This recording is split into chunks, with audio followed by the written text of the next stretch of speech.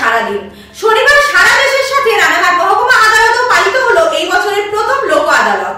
আর এই শনিবারেই ছিল বিশ্ব নারী দিবস। আর সেই নারী দিবসকে সম্মান জানিয়ে শনিবার রানাঘাট আদালতে বসা লোক আদালতে একটি বেঞ্চ পুরো পরিচালিত করলেন মহিলারা, যেখানে আইনজীবী থেকে শুরু করে বিচারক সবাই ছিলেন মহিলা।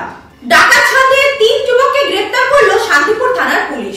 সূত্রের খবর, শুক্রবার রাতে শান্তিপুর পুলিশ গোপন সূত্রে খবর পেয়ে মুজিপাড়া আমবাগান থেকে 3 জন যুবককে গ্রেফতার করে। তাদের বিরুদ্ধে এর আগেও বিভিন্ন অপরাধমূলক কাজের অভিযোগ আছে।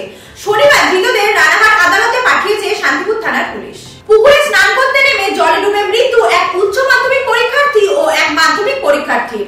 ঘটনায় চাঞ্চল্য রানাঘাট থানার পুটখালিতে।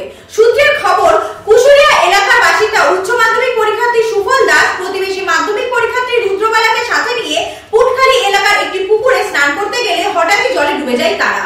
আনুমানিক বেলা 12:50 নাগাদ 2 যুবককে উদ্ধার করে রানাঘাট মহকুমা হাসপাতালে নিয়ে গেলে চিকিৎসক তাদের মৃত বলে ঘোষণা করে।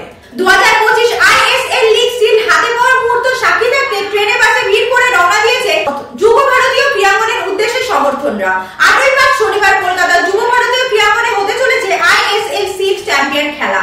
ভারতের জাতীয় ক্লাব মোহনবাগান অ্যাথলেটিক ক্লাব 24টা ম্যাচের মধ্যে 2 ম্যাচের আগেই তারা নির্ধারিত লক্ষ্যে পৌঁছে যায় এবং আইএসএল সিল জয় নিশ্চিত করে। স্বাস্থ্য ভবনের একাধিক আধিকারিকদের উপস্থিতিতে আন্তর্জাতিক নারী দিবসে কৃষ্ণনগর ব্লাড ব্যাংকের এক মহিলা কর্মীর আয়োজনে শান্তিপুরে আয়োজিত হলো মহতী রক্তদান।